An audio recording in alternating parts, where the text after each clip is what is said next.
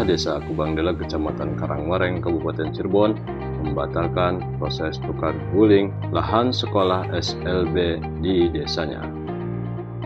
Pasalnya, dalam proses tersebut, pihaknya mendapatkan informasi dari BPN bahwa tanah aset kas desa milik Pemdes Kubang Deleg ternyata sudah berpindah nama atas nama orang lain.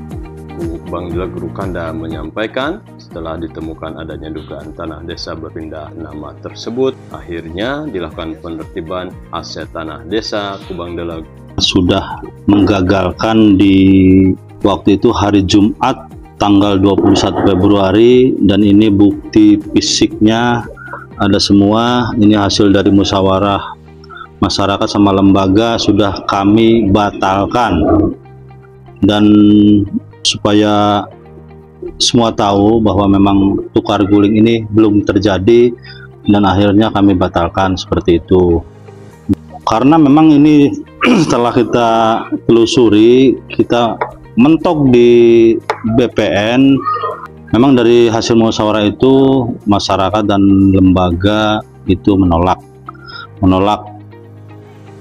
makanya kami batalkan. Tukar guling itu untuk SLB, cuman berhubung ada beberapa kendala karena memang tanah tersebut mentok.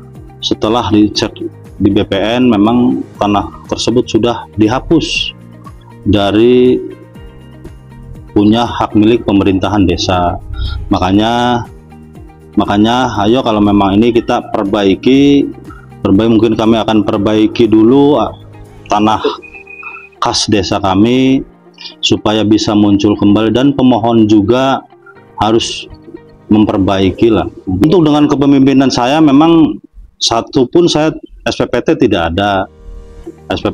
Makanya kami kaget kok tanah tersebut udah kepemilikan orang lain, bukan pemerintahan Desa Kubang Deleg, kas desa. Betul, ada bukti rincikannya, ada tanah punya kas desa, ada bukti rincikan ada. Sebelum menjabat ya, informasi memang tanah tersebut tanah kas desa, asli tanah kas desa, dah bukti rincikannya juga pun ada, masih sewa menyewa zaman pemerintahan saya, seperti itu. Sementara itu, Ketua BPD pun mendukung langkah pemerintahan desa untuk kembali menertibkan tanah aset milik desa untuk kembali ke pangkuan Desa Kubang Deleg. Sesuai dengan hasil musyawarah per tanggal 21 Februari, memang sudah ada musyawarah bersama pihak SLB, BPD sama Pemdes, itu dibatalkan.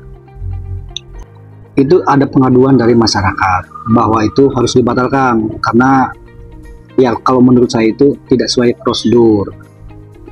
Dan satu lagi, ada permohonan dari BUMDes bahwa BUMDes itu mengirim surat istilahnya ke pemerintahan desa, lahan tersebut akan digunakan guna kepentingan program BUMDes ke depannya. Ya, setelah aduan dari warga, kita menindaklanjuti ke pemerintahan desa agar segera dibatalkan.